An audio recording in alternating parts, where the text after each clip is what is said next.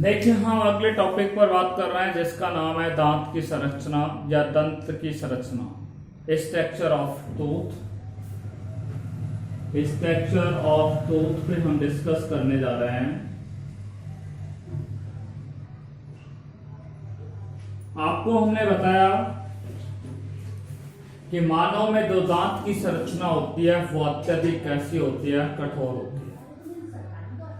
दांत की जो संरचना होती है वो कैसी होती है, अत्यधिक कठोर होती है। आप अच्छी तरीके से क्या है जानते हैं क्यों होती है, क्योंकि मानव में जो दांत का जब निर्माण होता है, मानव में जो दांत का निर्माण होता है तो आपको हमने बताया मानव में जब दांत का निर्माण होता है तो अस्थि के समान कठोर डेंटिन से होता है।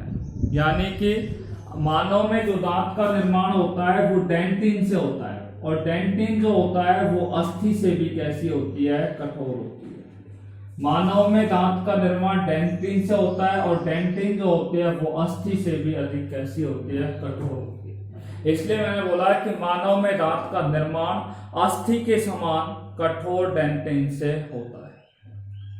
देखिए मानव में दांत का निर्माण कब होता है, मानव जब भ्रूणीय अवस्था में होता है।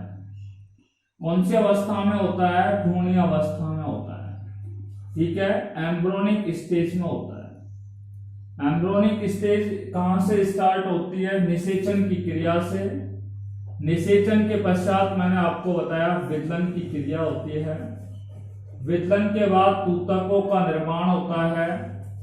तूतकों के बाद ब्लास्टुला का निर्माण होता है, और ब्लास्टुला के बाद किसका निर्माण होता है, गैस्टुला का निर्माण होता है। ये मानव की मैंने भ्रूणीय अवस्था बताई, जहां तक मुझे आवश्यकता है वहां तक मैंने आपको बता दी। तो आपने देखा कि गैस्टुला अवस्था में आपको बताया जब भ्रूण का परिवर्धन होता है तो इस अवस्था में 3 जनन स्तरों का निर्माण होता है। कितने जनन स्तरों का निर्माण होता है, 3 जर्मिनल लेयर्स का क्या होता है, फॉर्मेशन होता है। 3 जनन स्तरों का क्या होता है, निर्माण होता है। सबसे बाह्य जनन स्तर को एक्टोडर्म के नाम से जानते हैं, उसके अंदर मेसोडर्म होता है, और तीसरे को कहा जाता है एंडोडर्म। यानी कि गैस्टुला के द्वारा 3 जनन स्तरों का निर्माण होता है, एक्टोडर्म, मेसोडर्म और एंडोडर्म। ठीक है, जब मानव भ्रूणीय अवस्था में होता है तो एक्टोडर्म की जो कोशिकाएं होती हैं, कौन सी कोशिकाएं, एक्टोडर्म की कोशिकाएं होती हैं। ये एक्टोडर्म की कोशिकाओं के द्वारा दांत के कौन से भाग का निर्माण होता है, इनेमल का निर्माण होता है। दांतों के इनेमल भाग का या इसे हिंदी में बोलते हैं दंतवल्क का जो निर्माण होता है वो एक्टोडर्म से होता है। ठीक है, साथ में आपको बता दो कि मेसोडर्म की जो कोशिकाएं होते हैं या मेसोडर्म का जनन स्तर होता है, उस मेसोडर्म के जनन स्तर के द्वारा डेंटाइन का क्या होता है, निर्माण होता है, या डेंटिन का क्या होता है, निर्माण। डेंटाइन बोल दीजिए, या डेंटिन का क्या होता है, निर्माण होता है। क्योंकि मैंने अभी आपको बताया दांत का निर्माण डेंटिन से होता है। डेंटिन जो होती है वो अस्थियों से भी ज्यादा कैसी होती है, कठोर होती है। हम सीधे शब्दों में कहें तो हम ये बोल सकते हैं कि मानव में दांतों का निर्माण, जब मानव में भ्रूणीय अवस्था होती है, ठीक है, मानव में दांतों का निर्माण भ्रूणीय अवस्था की एक्टोडर्म और मेसोडर्म की कोशिकाओं से होता है।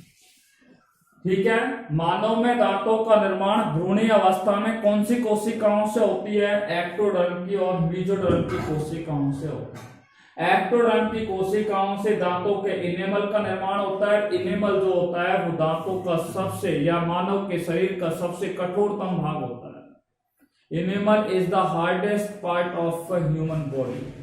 मानव के शरीर का सबसे कैसा होता है, कठोरतम भाग होता है इनेमल, जिसका निर्माण, ठीक है, जनन स्तर भ्रूणीय अवस्था के अंदर एक्टोडर्म की कोशिकाओं से इसका निर्माण होता है। मेसोडर्म की कोशिकाओं से डेंटिन का क्या होता है, निर्माण होता है। इसलिए आप एक लाइन ध्यान से याद रखना कि मानव में दांतों का निर्माण भ्रूणीय अवस्था में एक्टोडर्म और मेसोडर्म की कोशिकाओं से होता है। ठीक है, कई कॉम्पिटिटिव एग्जाम में पूछ लिया जाता है कि मानव में दांतों का निर्माण में एक्टोडर्म की जनन स्तर के द्वारा किसका निर्माण होता है या मेसोडर्म के द्वारा दांतों के किस भाग का निर्माण होता है, ये आपसे पूछ लिया जा सकता है।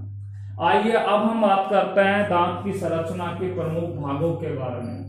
देखिए, दांत की जो संरचना होती है उसको मुख्य रूप से 3 भागों के अंदर क्या है, बांटा गया है। दांतों की संरचना को मुख्य रूप से कितने भागों में बांटा गया है, 3 भागों में बांटा गया है। देखिए, दांत का सबसे 2 भाग, ठीक है, जबड़े के अंदर जो गर्त होता है, जो गर्त में स्थित होता है वो कहलाता है मूल भाग, जिसे किस नाम से जानते हैं, रूट के नाम से जानते हैं। दांत की संरचना के मुख्य रूप से कितने भाग होते हैं, 3 भाग होते हैं। दांत की संरचना के 3 भाग होते हैं, एक को मूल बोलते हैं, दूसरे वाले भाग को क्या कहा जाता है, गिरिवा के नाम से जानते हैं। गिरिवा जिसे किस नाम से जानते हैं, नेक के नाम से जानते हैं। तीसरा जो नाम है, दांत का सबसे ऊपरी भाग जो आपको सफेद रंग का चमकीला जो दिखाई दे रहा है, सफेद और चमकीला भाग दिखाई देता है, उसे क्या कहा जाता है, शिखर या उसे क्राउन के नाम से क्या है, जाना जाता है। आइए सबसे पहले हम आपको दांत की संरचना दिखा रहे हैं, दांत की संरचना बना करके दिखा रहे हैं। देखिए, ये दांत की संरचना है।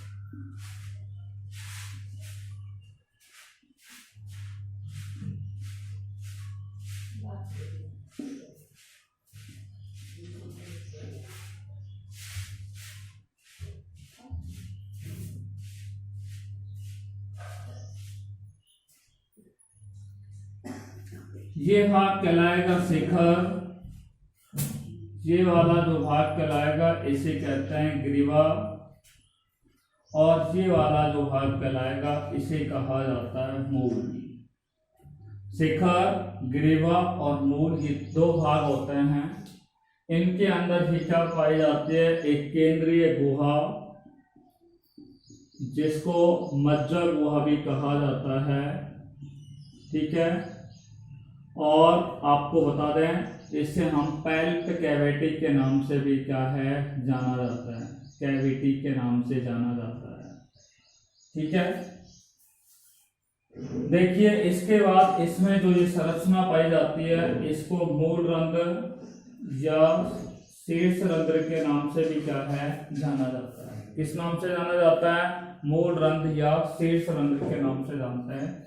ये संरचना आपको दिखाई गई है, इसे मसूड़ा या इसे किस नाम से जाना जाता है, गम के नाम से भी जाना जाता है। मसूड़े को क्या कहा जाता है, गम के नाम से क्या है, जाना जाता है।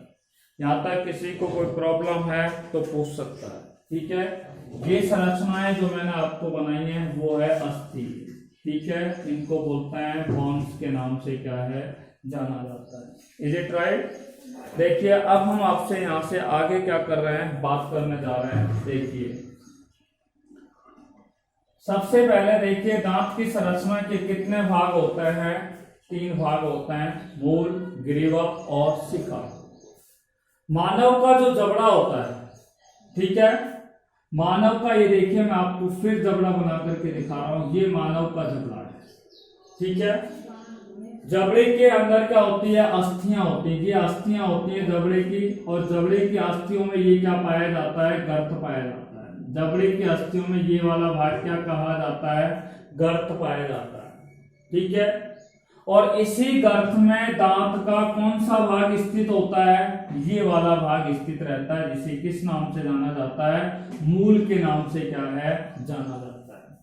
तो हम क्या कह सकते हैं, ध्यान से सुनिए, कि मानव के जबड़े के अस्थि के गर्त में, मानव के जबड़े के अस्थि के गर्त में, अस्थि का ये गर्त है, और इस अस्थि के गर्त में दांत का कौन सा भाग स्थित होता है? दांत का मूल वाला भाग क्या होता है? स्थित होता है, ठीक है।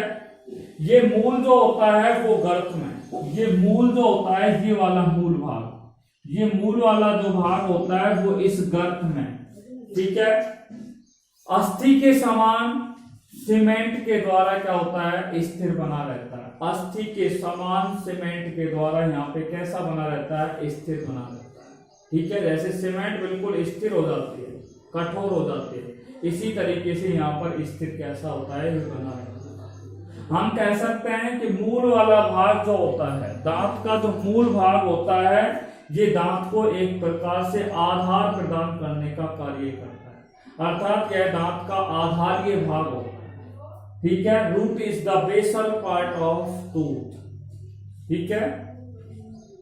Root is the basal part of tooth, यानी कि हम कह सकते हैं मूल होता है वो दांत का कौन सा भाग होता है? आधारीय भाग।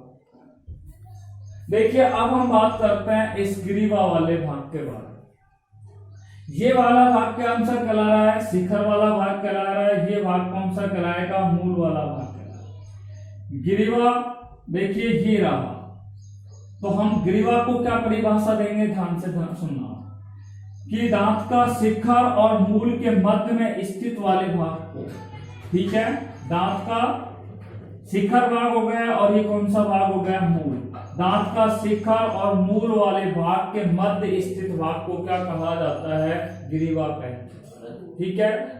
और ये ग्रीवा वाला भाग जो होता है वो मसूड़े के द्वारा क्या होता है? ढका हुआ होता है। ग्रीवा वाला भाग किसके द्वारा ढका होता है? ये मैंने आपको मसूड़ा बनाया है दोनों तरफ, तो ये ग्रीवा वाला भाग जो होता है वो मसूड़े के द्वारा क्या होता है? घिरा हुआ होता है। या हम कह सकते हैं दूसरी तरीके से कि मसूड़े में स्थित भाग को ही, मसूड़े में स्थित भाग को ही क्या कहा जाता है? ग्रीवा कहा जाता है। देखिए कुछ भी बोल दीजिए, मसूड़े में स्थित जो भाग होगा वो ग्रीवा कहलाएगा, या मैंने बोला शिखर और मूल के मध्य भाग को क्या कहा जाता है? ग्रीवा कहा जाता है। और ग्रीवा वाला भाग जो होता है वो मसूड़ा के द्वारा क्या होता है? ढका हुआ होता है, आवृत होता है। बात समझ में आ गई? इस भाग के अंदर क्या पाई जाती है? ये एक केंद्रीय गुहा है। क्या है भैया? ये एक केंद्रीय गुहा इसके अंदर क्या है? पाई जाती है। ग्रीवा वाले भाग के अंदर क्या पाई जाती है? एक केंद्रीय गुहा पाई जाती है। ये केंद्रीय गुहा है, जिसको मैंने क्या कर दिया है? यहाँ पे बिल्कुल डार्क कर दिया, देख रहे हो आप, ठीक है। ये केंद्रीय गुहा पाई जाती है किसमें? ग्रीवा वाले भाग में। दांत के ग्रीवा वाले भाग में एक केंद्रीय गुहा पाई जाती है, और इस केंद्रीय गुहा को क्या कहा जाता है? मज्जा गुहा, या इसे पैल्प कैविटी के नाम से जाना जाता है। क्या नाम से जाना जाता है? पैल्प कैविटी के नाम से जाना जाता है। इस केंद्रीय गुहा के अंदर, इस केंद्रीय गुहा में, जिसको मैंने डार्क कर दिया यहाँ पे, इस केंद्रीय गुहा के अंदर एक तो दंत कोशिका पाई जाती है, दंत कोशिका, जिसको ओडेंटोब्लास्ट सेल के नाम से, ओडेंटोब्लास्ट सेल के नाम से जानते हैं। तो इस केंद्रीय गुहा या मज्जा गुहा या पैल्प कैविटी में क्या पाई जाती है? दंत कोशिकाएं पाई जाती है। दूसरा, इनमें रुधिर वाहिनियां पाई जाती है, रुधिर वाहिनियां, ब्लड वेसल्स पाई जाती है, ब्लड वेसल्स इनके अंदर क्या है? पाई जाती है। तीसरा, इनमें दंत कोशिका, रुधिर वाहिनी, और तीसरा क्या पाया जाता है? इनमें तंत्रिका तंतु पाए जाते हैं। ठीक है। नर्व्स टिश्यूज इनके अंदर क्या है पाए जाते हैं, या नर्व फाइबर इनके अंदर पाए जाते हैं। तंत्रिकीय तंतु इनके अंदर क्या है पाए जाते हैं।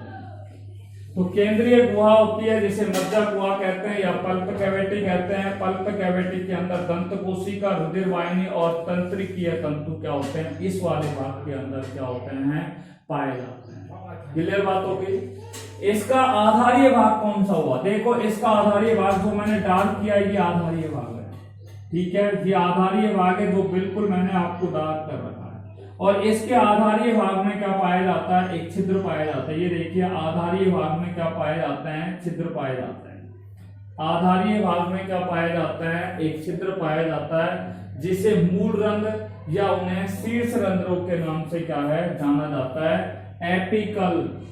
एपिकल पोर के नाम से इन्हें क्या है जाना जाता है। हमने बोला कि केंद्रीय गुहा या मज्जा गुहा के आधारीय भाग पर, मज्जा गुहा के या केंद्रीय गुहा के आधारीय भाग पर क्या पाए जाते हैं, छिद्रनुमा संरचना पाई जाती है जिसे क्या कहा जाता है, शीर्ष रंध्र, जिन्हें एपिकल पोर या मूल रंध्र के नाम से उन्हें क्या है जाना जाता है। इस छिद्र के द्वारा ही, ध्यान से सुनना है, इस छिद्र के द्वारा ही दांतों को रुधिर तथा तंत्रिकाएं क्या होते हैं, दांतों को रुधिर का क्या होता है प्रवाह होता है या रुधिर की क्या होती है आपूर्ति होती है। इन्हीं छिद्रों के द्वारा दांत को क्या प्रवाहित किया जाता है, रुधिर का क्या होता है, रुधिर की आपूर्ति की जाती है या रुधिर का क्या होता है प्रवाह होता है। यानी कि यहाँ पे रुधिर वाहिनियां क्या करते हैं, रुधिर को लेकर के इन्हीं छिद्रों में से होकर के क्या करती है प्रवेश करती है। दूसरा तंत्रिकीय तंतु भी क्या होते हैं, इसी में से होकर के क्या है किसमें जाते हैं, केंद्रीय गुहा के अंदर या मज्जा गुहा के अंदर क्या है जाता है। बात समझ आ गई यहाँ तक। तो केंद्रीय गुहा के आधारीय भाग में मूल यानी कि शीर्ष रंध्र पाए जाते हैं या मूल रंध्र पाए जाते हैं। इन्हीं मूल रंध्रों में से या शीर्ष रंध्रों में से क्या है कि जो रुधिर वाहिनियां होती हैं और तंत्रिका तंतु होते हैं वो केंद्रीय भाग के अंदर पहुंच करके रुधिर की आपूर्ति करने का क्या करते हैं कार्य करते हैं और तंत्रिका तंतु भी वहां पर जाकर के क्या है पहुंच जाते हैं। देखो यहाँ पर ओडेंटोब्लास्ट की कोशिकाएं होती है यानी कि ग्रीवा वाले भाग में क्या पाई जाती है, दंत कोशिका पाई जाती है। दंत कोशिकाओं को ओडेंटोब्लास्ट की सेल के नाम से जानते हैं। किस नाम से जानते हैं, ओडेंटोब्लास्ट की सेल के नाम से जानते हैं। मनुष्य में यदि ओडेंटोब्लास्ट की कोशिकाएं यानी कि दंत कोशिकाएं या ओडेंटोब्लास्ट की कोशिकाएं यदि अगर सक्रिय हो जाए तो ओडेंटोब्लास्ट की कोशिकाएं जब सक्रिय हो जाती है तो दांतों के आकार में क्या हो जाती है, वृद्धि हो जाती है। दांत के आकार में वृद्धि कब होती है, जब दांत के अंदर ओडेंटोब्लास्ट की जो कोशिकाएं होती है, ओडेंटोब्लास्ट कोशिकाएं किस में पाई जाती है, केंद्रीय गुहा में। और ये केंद्रीय गुहा में पाई जाने वाली जो दंत कोशिकाएं होती है जब ये सक्रिय हो जाती है तो जब इनमें सक्रियता उत्पन्न हो जाती है तो दांत के आकार में क्या हो जाती है, वृद्धि हो जाती है। तथा यह वृद्धि एक निश्चित आयु तक होता है। यह वृद्धि कैसा होता है, मनुष्य में एक निश्चित आयु के बाद क्या हो जाता है, वृद्धि रुक जाती है। ठीक है। और वृद्धि रुकने के पश्चात ये जो दंत कोशिकाएं होती हैं वो कैसी हो जाती है, निष्क्रिय हो जाती है। यानी कि हमने बोला कि दंत कोशिका जिन्हें ओडेंटोब्लास्ट सेल के नाम से जानते हैं, ये दंत कोशिकाएं जो होते हैं वो एक निश्चित आयु के पश्चात, निश्चित आयु तक दांतों के आकार में वृद्धि करने में सहायक होती है।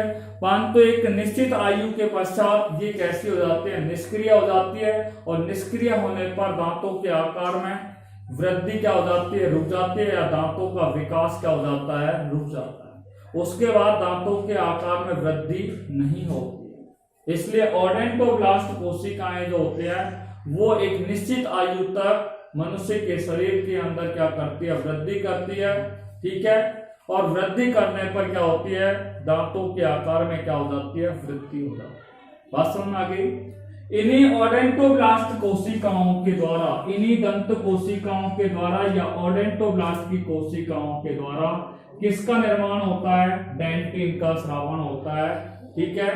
किसका स्रावण होता है, ओडेंटोब्लास्ट की कोशिकाओं के द्वारा डेंटिन का स्रावण होता है। और डेंटिन जो होता है वो मानव के दांत के निर्माण की क्रिया में सहायक होता है। जो अस्थि के समान कैसा होता है, ये अस्थि के समान क्या होता है, कठोर होता है। आइए अब हम जो बात करने जा रहे हैं वो किस पे बात करने जा रहे हैं। अब सबसे ऊपरी भाग जो आपको दिखाई देता है, दांत का सबसे ऊपरी भाग जो आप लोगों को दिखाई देता है उसे क्या कहा जाता है, शिखर कहा जाता है। या हम दूसरे शब्दों में क्या है कि दांत का वह भाग जो मसूड़े के ऊपर पाया जाता है, ये मसूड़ा है, मसूड़े के जो ऊपर भाग पाया जाता है, दांत का वह भाग जो मसूड़े के ऊपर पाया जाता है उसे क्या कहा जाता है, शिखर कहा जाता है। ठीक है, जो मसूड़े से बाहर निकला होता है वो क्या कहलाता है, शिखर कहलाता है। ये भाग कैसा होता है, सफेद होता है, आपको पता है। ये वाला भाग कैसा होता है, सफेद होता है और कैसा होता है, चमकीला होता है। सफेद होता है और किस प्रकार का होता है, चमकीला होता है। और यहाँ पे दंत कोशिकाओं के द्वारा डेंटिन का क्या होता है, स्रावन होता है। और डेंटिन का स्रावन होने के कारण ये क्या करते हैं, दांत का जो शिखर भाग होता है उसमें दंत वलक का क्या करती है, निर्माण करती है। किसका निर्माण करती है, दंत वलक के द्वारा दंत वलक का निर्माण होता है। या हम कह सकते हैं कि दांत का जो शिखर वाला भाग होता है वो इनेमल के द्वारा क्या होता है, ढका हुआ होता है। मानव के दांत का शिखर वाला भाग होता है, ये शिखर वाला भाग होता है वो किससे ढका होता है, इनेमल के द्वारा क्या होता है, ढका हुआ होता है। जो मानव के शरीर का सबसे कठोरतम भाग होता है, जो मानव के शरीर का कैसा होता है, सबसे कठोरतम भाग होता है। ठीक है, तो ये हो गई हमारी दांत की संरचना। एक बार फिर हम दांत की संरचना पर हम आपसे संक्षिप्त में आपको रिपीट करने जा रहे हैं। ठीक है, once again we can revise about to. Okay, देखिए दांत की संरचना जो होती है इसका निर्माण भ्रूण अवस्था में एक्टोडर्म और मेसोडर्म की कोशिकाओं से होता है। मानव में दांत की जो संरचना होती है वो अत्यधिक कठोर होती है, क्योंकि दांतों का निर्माण किससे होता है, डेंटिन से होता है। डेंटिन जो होती है वो अत्यधिक कैसी होती है, कठोर होती है। और ये डेंटिन जो होती है वो अस्थि से भी ज्यादा कैसी होती है, कठोर होती है। दांत की संरचना के मुख्य रूप से 3 भाग होते हैं, मूल, ग्रीवा और शिखर। देखिए दांत डायग्राम में अगर देखा जाए तो ये वाला भाग मूल कहलाएगा, दूसरा भाग ग्रीवा कहलाएगा, ये तीसरा भाग शिखर कहलाएगा। मूल पे हमने बात की थी, ध्यान से सुनना है। मूल क्या है कि मानव का जो जबड़ा होगा, ये मानव का जबड़ा है, जबड़े के अंदर क्या होगा, गर्त होगा। और गर्त में ये मूल वाला भाग क्या होता है, यहाँ पे स्थित होता है या स्थिर अवस्था में पाया जाता है। मूल गर्त में ये मूल जो होता है वो इस गर्त के अंदर, ठीक है, अस्थि के समान सीमेंट के द्वारा स्थिर बना रहता है। अस्थि के समान सीमेंट होता है, उसके द्वारा स्थिर अवस्था में बना रहता है। ये दांत के आधारीय भाग का क्या करता है, निर्माण करता है। मूल जो होता है वो दांत के आधारीय भाग के रूप में कार्य करता है। यह दांत का आधारीय भाग होता है। ठीक है, देखिए अब हम बात कर रहे हैं ग्रीवा के बारे में।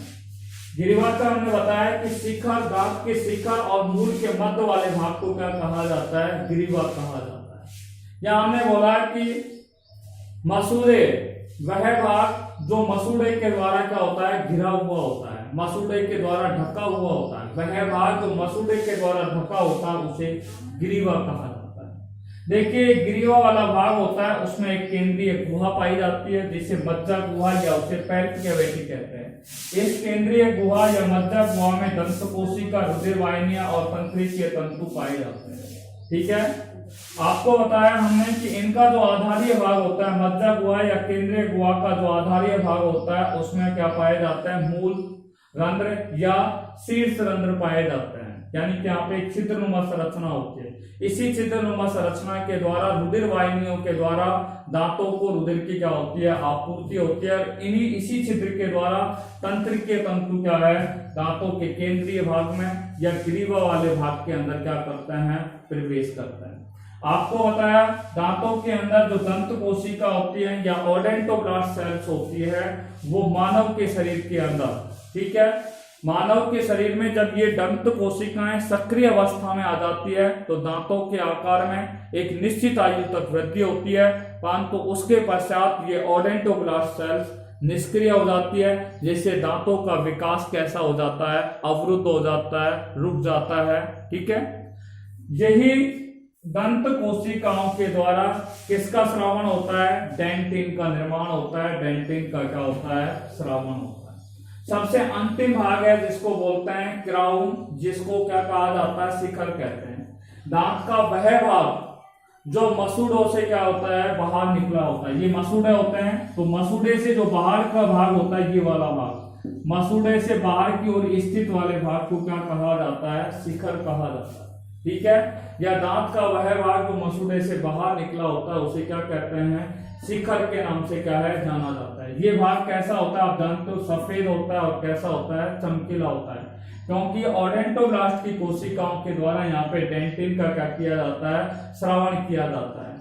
यह दांत का शिखर भाग में जो दंत वलक होता है, उस दंत वलक से या दंत वलक को इनेमल कहते हैं, उस इनेमल के द्वारा क्या होता है? ढका होता है। या हम कह सकते हैं दांत का जो शिखर वाला भाग होता है वो इनेमल या दंत वलक के द्वारा क्या होता है? ढका हुआ होता है, जो मानव के शरीर का सबसे कठोरतम पदार्थ होता है या कठोरतम क्या होता है? भाग होता है। ठीक है, इसी के साथ दांत की संरचना कंप्लीट। ठीक है, यदि आपको दांत की संरचना में किसी भी प्रकार की समस्या हो तो यू विल आस्क मी। ठीक है, you will go in comment box and write down. ठीक है, that's why you will contact on my mobile number. Thank you very much.